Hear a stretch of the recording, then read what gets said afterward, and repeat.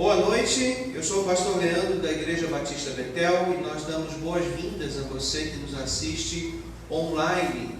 Você pode nos assistir ao vivo, você pode depois ver também as gravações. Acesse igrejabatistabetel.org. Você tem ali todas as mensagens, inclusive essa mensagem que eu vou pregar já está escrita no site, já está lá no ar, se você quiser acessar para acompanhar por escrito.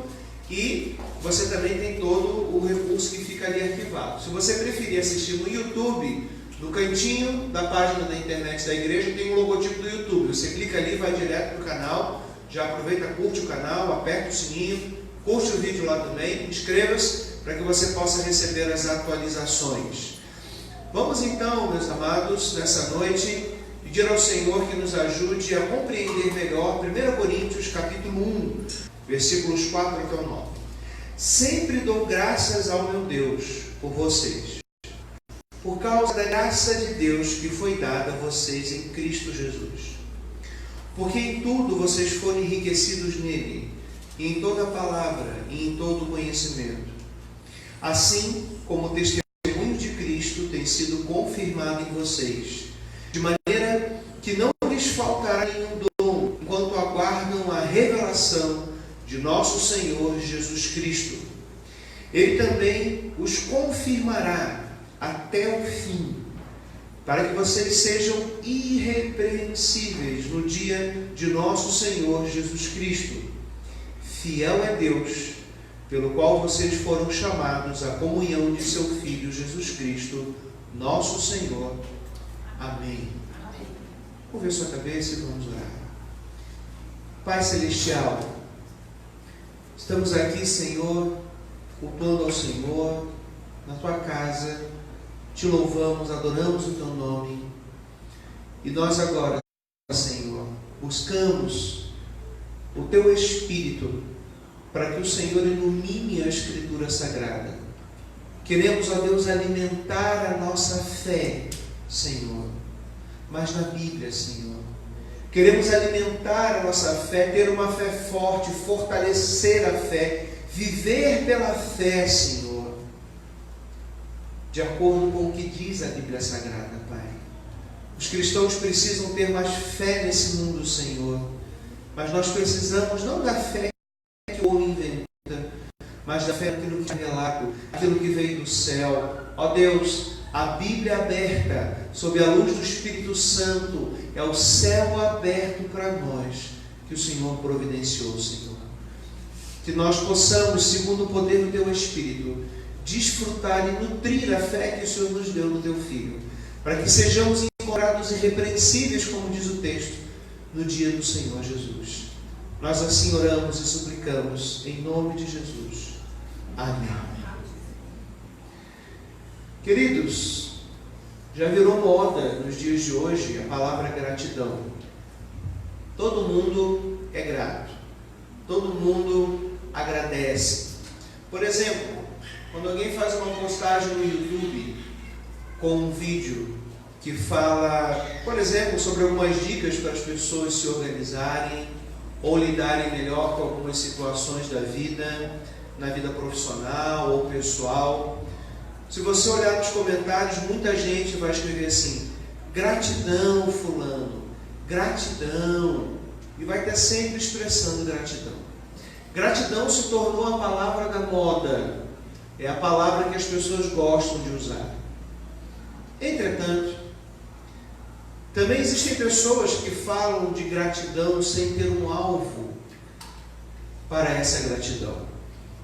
Gratidão ao universo, gratidão à vida, gratidão pela gratidão. Nesse grupo sequer se fala sobre Deus, mas a gratidão apenas como um sentimento bom que te faz bem. É uma gratidão egoísta.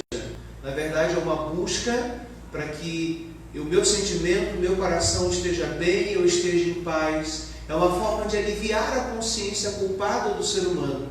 Então fala-se gratidão a qualquer coisa, gratidão por gratidão. Isso fortalece o egoísmo, isso também traz para a pessoa uma projeção, porque ela está dentro do politicamente correto. É politicamente correto você ser grato, mas não precisa nem falar de Deus. Esse é o subterfúgio. Essa é aquela pata do diabo escondida, para que as pessoas não pensem em Deus, mas tenham bons pensamentos e sentimentos que lhe agradem. Isso também demonstra, portanto, orgulho no coração humano, que quer conseguir as coisas com seu próprio braço e não depender de Deus. Portanto, queridos, nós precisamos, na verdade, reconhecer a ação de Deus sobre a nossa vida. Não era diferente nos tempos em que Paulo escreveu aos Coríntios.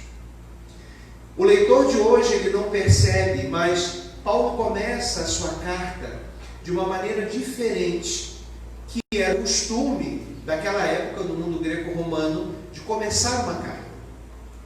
Quando você escrevia naquela época, o padrão da correspondência era normalmente iniciar agradecendo pela própria boa sorte. Então, por exemplo, a pessoa se hospedou na tua casa e ela voltou para a casa dela, ela manda uma carta, não tinha WhatsApp, não tinha nada naquela época, ela mandava uma carta para dizer que chegou bem. Então ela vai agradecer a boa sorte porque ela fez uma boa viagem e deu tudo certo. Então ela vai agradecer ao acaso esse tipo de coisa. Ou então, o autor ele escrevia elogiando os remetentes da carta. No exemplo que eu dei, seria alguma coisa como: eu agradeço porque você me hospedou, vocês foram pessoas maravilhosas, vocês são pessoas excelentes. Não é diferente do que se faz hoje. Porque, como já frisamos aqui, o pecado de Corinto é o mesmo pecado do coração humano de hoje. Por isso que a Bíblia ela sempre é atual. Ela trata do mesmo pecado do coração que não muda e da mesma graça de Deus para transformar esse coração, ou do juízo de Deus para aqueles que rejeitam a fé em nosso Salvador. Isso não muda. A tecnologia muda, as coisas mudam, mas o estado espiritual da pessoa e a ação espiritual de Deus permanecem as mesmas até o dia em que Deus colocar um ponto final nessa era. Paulo ele começa de uma maneira diferente. Ele expressa uma gratidão endereçada a Deus, especificamente pela pessoa dele, pela obra dele no meio da igreja. Paulo não está apenas cumprindo um protocolo religioso evangélico. Ele não está apenas sendo educado com Deus, mas ele está reconhecendo a presença evidente e ativa no meio dos irmãos, porque ele vai tratar de tantos problemas nessa carta, que ele precisa, antes de mais nada, deixar claro o seguinte: veja quem está entre vocês, agradeça porque Deus está agindo no meio de vocês, apesar de todas as circunstâncias, e vamos então tratar do que tem que ser tratado. Então ele escreve toda a sua primeira carta aos Coríntios. Sem dúvida, queridos, existem muitos motivos para as igrejas agradecerem a Deus, desde aquela época, no primeiro século, até o 21º século, até o 41º, se Cristo não voltar tão cedo.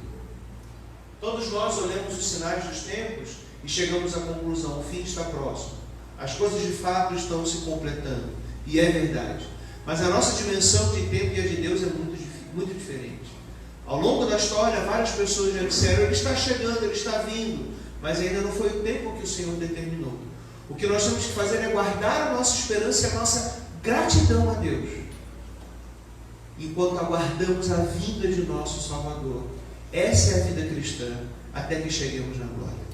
Amém, queridos?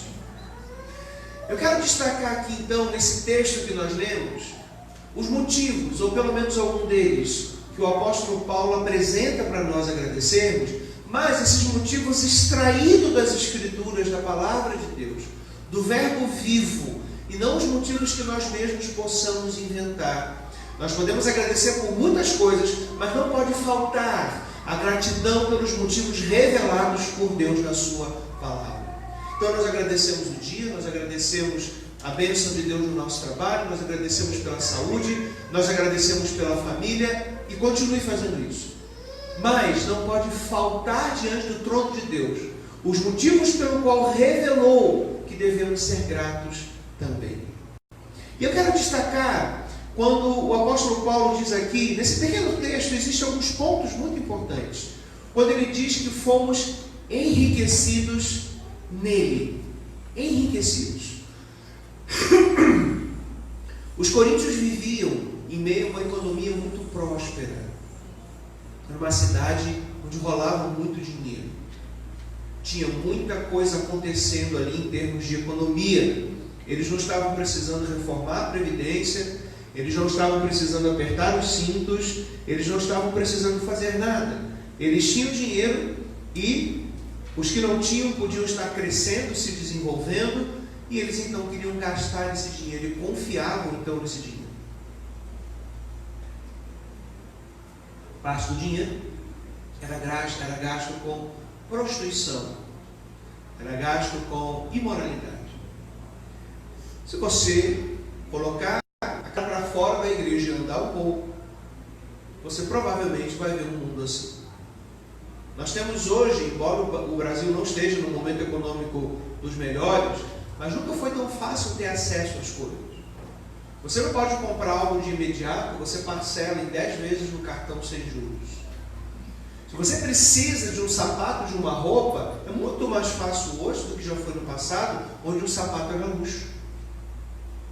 Onde existia a roupa de festa, que era a roupa que o pessoal ia para a igreja, a roupa de ir para a igreja, onde os homens tinham um terno, que usavam a vida inteira aquele terno, nas ocasiões de festa, casamento e nas ocasiões que precisava ir. Hoje nós temos um tempo um pouco mais fácil. Nós temos acesso a alimento muito mais fácil do que já tivemos no passado. Nós temos até comida demais ofertada em nossas mesas. E é nesse ambiente dessa fartura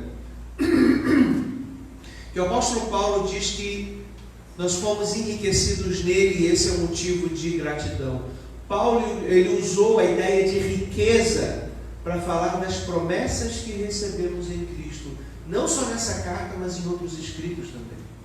Ele começa a despertar: olha coríntios, olha goianos, olha cariocas, olha joinvilenses, olha paranaenses, olha que mais, capixaba, olha povo. Riqueza mesmo não é o cartão que mandam para tua casa com limite grande para você comprar e se endividar. Riqueza mesmo não é a facilidade que você tem hoje de comprar roupa boa no preço barato. Riqueza mesmo não é o celular que você tem de última geração. Essas coisas não são riqueza porque elas acabam, elas passam. Riqueza é aquilo que recebemos do Senhor, ou seja, todas as suas promessas. Promessas que já foram cumpridas e promessas que ainda vão ser cumpridas. Promessas que já foram cumpridas. O Messias veio, cumpriu-se a promessa do Antigo Testamento. O brado da cruz já está consumado. Promessas que já foram cumpridas. O Espírito Santo presente e ativo na minha vida e na sua vida. Poderoso para nos transformar. E não é o Espírito Santo que vai te emocionar. Aliás, tem muita gente que está muito emocionada na igreja, achando que está cheia do Espírito Santo, mas na verdade é uma geladeira espiritual. Se você for aferir a temperatura espiritual, a pessoa está zero. É só emoção. Nós precisamos do Espírito Santo para ajudar a transformar a nossa mente, as nossas emoções, a nossa vontade, para viver essa palavra, porque só precisa de poder para transformar a minha vida e a sua. A ação do Espírito Santo é transformadora, não é animadora. A ação do Espírito Santo não é barulhenta, pelo contrário, ela pode ser muito silenciosa no meu coração e no seu, nos convencendo do pecado, da justiça e do juízo, desde o início da nossa salvação, durante todo o tempo, convencendo que precisamos nos arrepender, deixar as obras mais. A ação do Espírito Santo, ela é poderosa, porque ela muda o ser humano, o que nenhuma empolgação ou teatro emocional pode fazer. As pessoas podem te convencer, as pessoas podem te animar, as pessoas podem te levantar para um culto. Mas saiu dali, aquilo tudo não muda a tua vida. aquilo impressiona, mas não transforma o teu coração. O poder do Espírito Santo faz isso por meio da Escritura Sagrada, através da pregação da Escritura, da sua leitura devocional da Escritura e do seu estudo da Escritura Sagrada. Mas lembre, sob a luz de Deus e do poder do Espírito Santo. Não é um estudo frio e técnico. Quando você está com a palavra, você tem que entender que aquilo é sobrenatural. Aquilo é poderoso para transformar o seu coração, para falar a sua vida. É essa riqueza que nós temos em Cristo Jesus. Riqueza essa que nem o Donald Trump, nem nenhum outro grande bilionário desse planeta consegue comprar com o seu dinheiro. Assim como os grandes ricos de Corinto também não conseguiam comprar. E ali no meio daquela cidade perversa, naquela cultura impregnada do pecado, Deus derramou baldes, litros, rios da sua riqueza sobre aquele povo que foi chamado. E hoje, no meio da sociedade promíscua que você e eu vivemos, os jovens que vivem no meio de um grande desafio, estar no meio da faculdade de serem santos, e eu sei que é um grande desafio, ali, naquele lugar, Deus derramou riqueza, porque Ele derramou no seu coração. Aonde você estiver, essa riqueza vai estar com você. Você não precisa fugir para o templo com medo das coisas do mundo, porque Deus está onde você está. Deus é onipresente. E mais, Ele manifesta a sua presença salvadora no coração daqueles que receberam essas promessas valiosas do Senhor. E faz todo sentido o apóstolo Paulo dizer que isso é riqueza, meus amados irmãos, porque, de fato, nós não temos mérito nenhum para receber alguma coisa de Deus, a não ser a justa condenação pelos nossos pecados. Se você e eu quisermos receber de Deus alguma coisa por mérito, é possível. É possível receber a justa condenação do meu estado pecaminoso, do seu estado pecaminoso. Entretanto, não foi isso que nós vimos. Nós recebemos salvação pela graça, por meio da fé, e então nós fomos enriquecidos nele. Nós temos esse grande patrimônio espiritual. Não é patrimônio intelectual, não é patrimônio financeiro, não é patrimônio físico, é patrimônio espiritual. Nós temos isso dentro do nosso coração, e a Bíblia diz que nada pode nos separar do amor de Deus. Ninguém pode roubar. Jesus falou isso, que nós tínhamos era que aumentar essas riquezas, porque as riquezas aqui da terra, as traças roem. Muitas riquezas daquela época, daquele tempo, eram roupas luxuosas, e a traça ruía. Não era todo mundo que podia ter roupa chique. Também não enferrujam. São coisas que não acabam e que não podem ser arrancadas do seu coração. É nisso que você deve concentrar na sua mente, porque isso é a verdade. Se você ficar com a sua mente rodando nos teus sentimentos, no que dizem, no que falam, no que a televisão mostra, no que você vê na internet toda hora, você vai estar todo o tempo com a sua mente em coisas que parte pode ser verdade, muita coisa é mentira, coisa do sino, medo das pessoas. Ai, a bolsa vai subir, a bolsa vai cair. Ai, agora vão matar alguém. A tua mente ela vai ficar oscilando nisso. Mantenha a sua mente na riqueza que você recebeu, o Evangelho da graça de nosso Salvador e Senhor Jesus Cristo. E seja grato por isso. Amém, queridos? Amados, quando nós não entendemos essa riqueza do Evangelho para sermos gratos, então, nós passamos a desviar o nosso foco. E muitas vezes queremos usar a fé para satisfazer os nossos desejos. Porque a fé, ela não é apenas uma confiança em Deus, mas ela é confiança para aquilo que Deus quer. Ela não é apenas a confiança que Deus é poderoso, mas que Deus irá usar esse poder segundo o propósito dele. E graças a Deus, porque senão você e eu nunca pediríamos a salvação, sem Deus ter nos despertado e nos dar nova vida. Você e eu não pediríamos isso. Você e eu pediríamos um monte de coisas, até coisas boas, mas não pediríamos para ir para o céu, porque estávamos mortos e precisamos ser convencidos pelo poder do Espírito Santo para começarmos essa caminhada sobrenatural com Deus.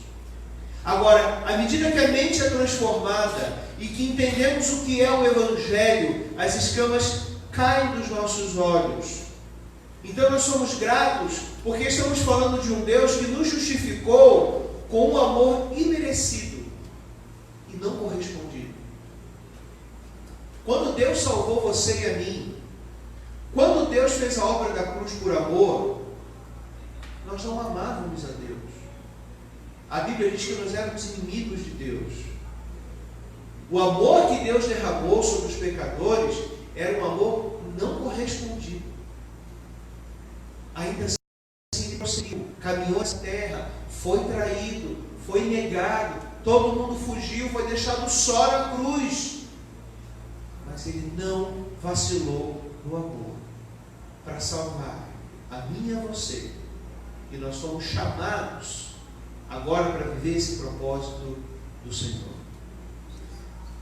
Queridos, hoje nós podemos começar a corresponder, mas também por mérito dele, pela salvação que ele nos deu, pelo novo nascimento, pelo Espírito Santo poderoso, pela palavra de Deus que nos guia, mostrando a sua vontade. Portanto, ele amou os inimigos, morreu por eles, mas nós podemos agora amar a Deus. A Bíblia diz que não fomos nós que amamos a ele primeiro, foi ele que nos amou primeiro.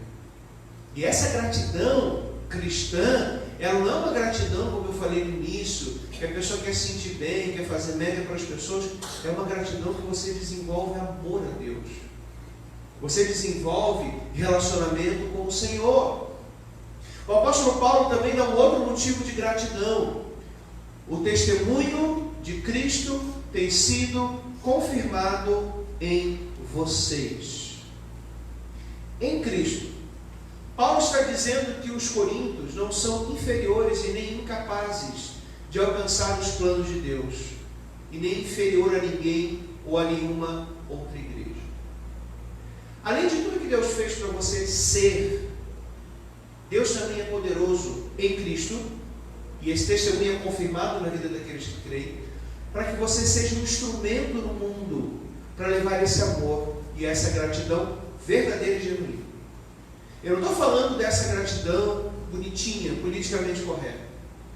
Você pode ser um instrumento para ensinar as pessoas a serem gratas pelos motivos verdadeiros ao pregar o Evangelho. Portanto, Deus, ele pode nos tornar capazes para isso. O testemunho de Cristo e estar em Cristo nos faz conseguir ter uma vida espiritual não só que nos transforma, mas também frutíferas, porque fomos unidos com Ele na salvação. O seu espírito foi unido com Cristo. É indivisível. Por isso que você e eu não perdemos a salvação, quando de fato nascemos de novo. Salvação não se perde, porque senão Cristo teria que ir para o inferno também junto com o teu espírito. É inconcebível Cristo estar no inferno. Amados irmãos, muitas igrejas são frutíferas, fazem a obra de Deus, e se nós olharmos para Corinto, ali era uma igreja num lugar pecador, difícil, com pessoas muito difíceis, mas Deus derramou todos os dons naquela igreja. Paulo diz que não faltava nenhum dom para aquela igreja. Deus, de fato, confiou tanto na obra que Ele mesmo fez na cruz, na pessoa do Filho, que Ele falou, mesmo a igreja no pior local, e as pessoas que foram chamadas com esse coração duro e talhado por essa cultura mundana, podem ser instrumentos meus na face da terra, pregando o Evangelho e fazendo discípulos. Porque é pela graça, não só a transformação, mas a capacitação para a obra de Deus. Portanto, seja grato ou grata, porque você pode fazer a obra de Deus. Não tenha medo de dar passos à frente, não tenha medo de dar frutos, não tenha medo de servir. Pelo contrário, seja grato, tenha coragem e vá. Pastor, eu vou começar acertando? Não, eu também não comecei. E todo mundo sempre vai estar errando eventualmente. Mas você pode ir com gratidão, porque é Deus que te capacita. Outra questão que o apóstolo Paulo fala, ele Ele também os confirmará até o fim. E essa é uma afirmação carregada de muita ousadia e fé, porque ele estava escrevendo para uma igreja cheia de problemas, com pessoas cheias de pecado, que aparentemente a maioria ia para o inferno. Mas ele diz que Deus confirmará até o fim. Paulo diz que eles seriam irrepreensíveis. Eles seriam, portanto, queridos, protegidos de qualquer acusação no juízo final. Porque Deus estava trabalhando no meio daquelas pessoas. E Deus continua trabalhando na minha vida e na sua vida desde o momento que Ele nos chamou. Só que essa obra é processual e gradual. Não tenta mudar a sua vida de uma hora para outra. Por isso que a vida inteira você vem à igreja, você estuda a Bíblia, você vive a vida cristã, se relaciona com as pessoas, brinca, sorri, chora, fica doente, fica curado, casa, tem filho, trabalha, perde emprego, trabalha de novo. É no meio dessa vida que Deus vem constantemente, firmemente, garantindo que naquele dia você vai ser irrepreensível e não terá nenhuma acusação no dia final. Isso de fato é graça, acima de qualquer prazer ou prosperidade que o mundo possa lhe dar. E Paulo está dizendo isso para os coríntios. Sejam gratos. Acima de qualquer coisa que vocês têm hoje, vocês não têm somente uma obra de alguém que tirou vocês da morte espiritual, que capacita vocês para servirem, mas também que garante que a coroa será alcançada. Deus soberanamente continuará a sua obra. Ele não começa as coisas para parar. Ele não começa as coisas para deixar na metade como você e eu fazemos. Se não sempre, mas em alguns momentos. Acima de qualquer prazer e prosperidade está a riqueza de Cristo para nos manter fiéis. Quando Deus então nos corrige, quando Deus nos exorta, quando pela pregação tiramos um raio-x daquilo que temos que mudar na nossa vida, nossas prioridades, quando o irmão chama e nos aconselha, quando o pastor chama do gabinete para conversar, quando você lê um livro e Deus começa a tocar você. Isso é Deus continuando a obra da salvação e, sobretudo, quando você lê a Escritura Sagrada. Quando você lê a palavra de Deus diretamente. Portanto, queridos, que sejam anátemas aqueles que pregam a teologia da prosperidade e acham que temos que ter riquezas nessa terra, porque as riquezas dessa terra, a quais eles se agarram, não podem mudar o coração do ser humano e nem mantê-lo irrepreensível até o dia do juízo. A minha preocupação financeira e sua com a vida, até um certo limite, ela é justificável. Mas ela tem que ter um limite. Ela precisa ter um limite. Necessariamente. Senão você começa a competir entre Deus e o dinheiro para quem será o seu Senhor. Queridos, as riquezas não podem continuar mudando o seu coração, porque quem começou essa mudança foi o sangue de Jesus Cristo. Portanto, o dinheiro para viver como fruto de um trabalho abençoado, amém. Mas a ganância que nós vemos hoje na pregação não é o alvo do Evangelho. Aliás, quando nós falamos de dízimos e ofertas na igreja, isso faz parte da gratidão. Quando você e eu vamos ao gasofilácio, entregamos e devolvemos os nossos dízimos e as nossas ofertas, significa que nós estamos sendo gratos a Deus, reconhecendo que é Ele que nos dá força, capacidade, inteligência, conhecimento para trabalharmos. Reconhecendo que é Ele que abre portas, reconhecendo que é Ele que deixou coisas para serem feitas nessa terra, pelas quais você e eu tiramos o pão e nos sustentamos. Para todas as pessoas. Ele não fez isso só para os cristãos. Mas os cristãos são essa parcela que, em gratidão, por gratidão, devolvem a Deus parte daquilo que recebem, na confiança que Deus multiplicará, que Deus abençoará e que em cada momento Deus proverá aquilo que você precisa. Você faz por amor a obra de Deus. Você faz por amor para manter a igreja de Deus, que é a base da obra de Deus. Nem missões se faz sem a igreja, queridos. Precisamos da igreja. Precisamos da manutenção da obra do Senhor. E todos os membros tem essa responsabilidade e compromisso. Você é membro de uma igreja. Você e eu temos compromisso de mantermos essa igreja através da gratidão a Deus e da adoração, devolvendo aquilo que é do Senhor.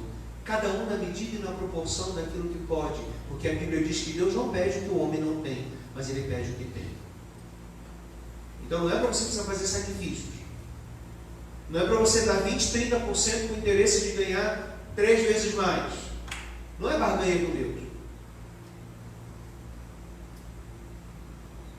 Nós dizimamos com alegria, por amor, com felicidade de poder participar da manutenção da igreja e da obra do Senhor. E assim também confiamos quando a Bíblia diz que plantamos uma semente e que Deus dá fruto.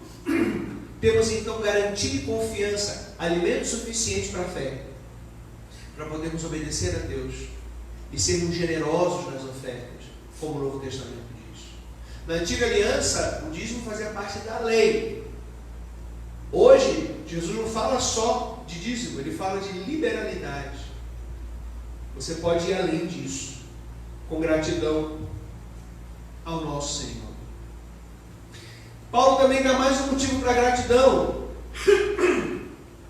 Chamados à comunhão de seu Filho Jesus Cristo, nosso Senhor. No meio de uma multidão de pecadores, de uma sociedade talvez tão ímpia quanto a de Corinto que nós vivemos hoje, você e eu fomos chamados. Quando o Evangelho foi pregado para você, através da palavra, Deus gerou fé no seu coração. Através da ação do Espírito Santo, você nasceu de novo, você se arrependeu, você creu. E para que ele fez isso? Primeiro, ele chamou você e eu do meio de uma multidão de pessoas que iam para o inferno. Todos nós iríamos. No Antigo Testamento a lei foi dada precisamente para mostrar que o coração humano não tem como ser justo e herdar o reino de Deus. A lei foi dada, e a Bíblia diz que não há nenhum problema na lei, mas o coração de Deus, o coração do homem não é capaz de ser fiel à lei de Deus. Isso apontou para a necessidade de um Salvador, por isso que havia promessas também desse Salvador, e o Senhor Jesus veio, Ele é esse nosso Salvador. A lei, portanto, mostra que todos seriam condenados, todos, e do meio dessa massa, você e eu fomos chamados. E para quê? Para comunhão com o Filho de Deus, nosso Senhor. Jesus não quer apenas te tirar do fogo do inferno, Ele quer viver em comunhão contigo. E Jesus não quer apenas ser o seu Salvador, Ele quer ser o seu Senhor. Ele quer que você tenha comunhão para viver na luz, para crescer na fé, para conhecer mais a Deus por meio da revelação, para viver para Ele, ocupando-se com coisas úteis, conforme a palavra, como fé, família, casamento, trabalho, serviço cristão, uma vida abundante,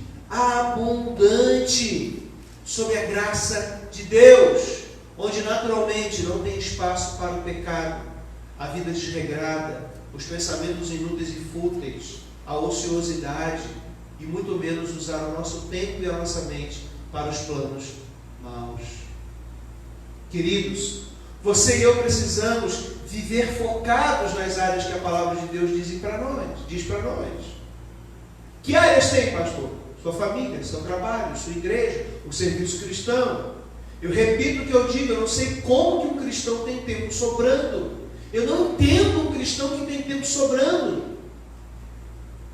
Se o cristão não está trabalhando, ele tem que estar cuidando do lar dele, da casa dele, das pessoas que ele ama. A obra de Deus tem muita coisa para ser feita. Nós temos os cultos. Aliás, os cristãos precisam melhorar frequência nos cultos, horário de chegar nos cultos, participação nas coisas da igreja. Mas está todo mundo com o controle remoto da TV por assinatura na mão e o Netflix queimando o celular. Como que o cristão pode ter tempo? Porque ele foi chamado para comunhão com Cristo. Repito que não é errado você distrair sua cabeça de um filme ver uma série, desde que isso não seja o motivo da sua vida, ou não ocupe mais tempo do que você viver para Deus. É preciso que a igreja ouça isso. Hoje muitos pseudos pastores, com preguiça de orar e estudar a Bíblia para extrair daqui o alimento, para dar para o rebanho, que essa é a nossa função. Eu e outros pastores não podemos estar aqui servindo você com ideias novas, com coisas diferentes. Eu tenho que falar da mesma fé, falar de novo de Cristo para você e aprofundar o teu coração nessas verdades. Essa é a minha missão. Eu não fui chamado para fazer algo diferente, a não ser para ser fiel naquilo que Cristo me chamou diante do rebanho de nosso Salvador que Ele comprou. Queridos irmãos, não sejamos lenientes com o nosso pecado. Não façamos isso. Deixe a palavra transformar você.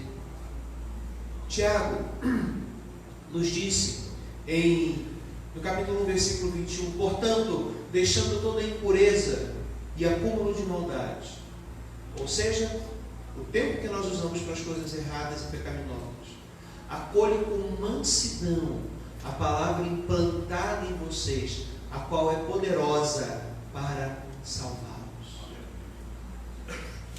Você e eu temos que ler a Bíblia com muita humildade. Muita humildade. Conversava com a Simone essa semana, né, Simone? Eu falei isso para ela.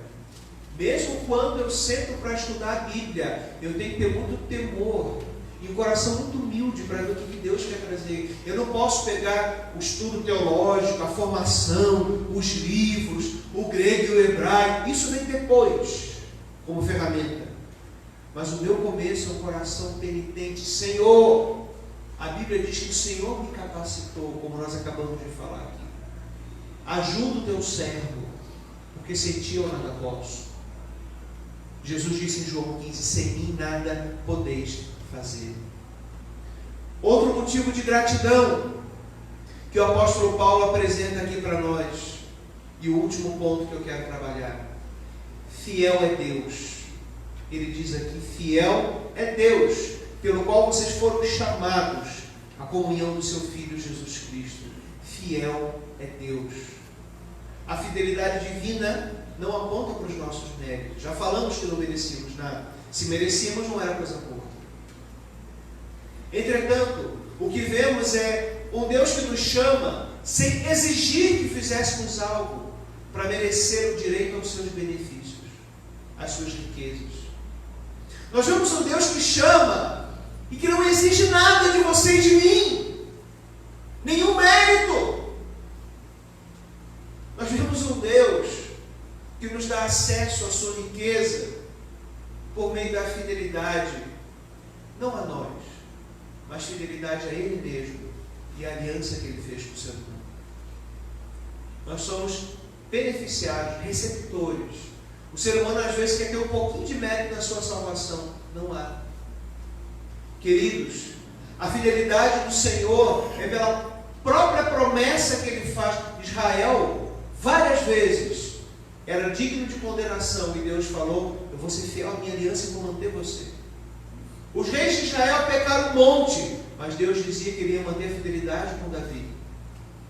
Deus, Ele faz uma promessa, e Ele é fiel à própria promessa dEle, e isso é uma bênção para nós, porque nós não conseguiríamos alcançar o patamar da santidade divina. Por isso recebemos graça. Amados irmãos, quando você e eu pensarmos que temos um pedacinho de mérito da salvação, venhamos a nos arrepender, porque fiel é Deus, que nos salvou, que continua nos mantendo e que nos levará ao céu por fidelidade a Ele mesmo.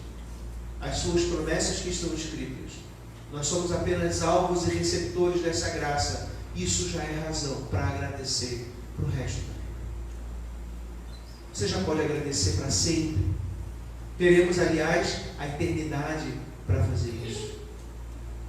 Amados, e podemos ainda agradecer mais porque a promessa de Deus é imutável. Permaneceremos salvos Ele nos manterá firmes, Ele concederá a graça necessária para o cumprimento desse chamado, até que sejamos cada vez mais transformados à imagem do seu Filho, até o dia da nossa morte. A vida cristã que você e eu levamos hoje, ela precisa ser melhor do que a que foi ontem. E amanhã ela precisa ser melhor do que a de hoje. Cada dia, pouco a pouco, porque Deus está mantendo a fidelidade e as suas promessas são imutáveis e permanecem para sempre. Concluindo, como você vai reagir diante disso tudo? Diante desse prato farto da graça de Deus? Diante do alimento que o Senhor nos dá? Poucos versículos, podemos ser arrebatados ao céu de tanta gratidão. Queridos, mais uma vez, eu estou aqui para alimentar a fé do seu coração com a verdade. Aprofunde-se e deixe-se transformar. Siga o que diz Tiago. Ouça com mansidão. Deixa Deus fazer uma obra na sua vida. O problema é que muitas vezes nós travamos quando começa a doer, quando a gente tem que abrir mão, quando o pecado ele tem que ser deixado de lado, quando a gente para de viver a vida do nosso jeito. Mas eu quero te dizer uma coisa: confie no Senhor. Confie. Não há nada que você abra mão que Deus não dê muito mais para você.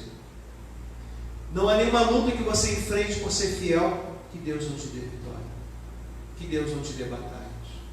Eu me lembro um dia caminhando por um desafio ministerial e compartilhando com alguns pastores.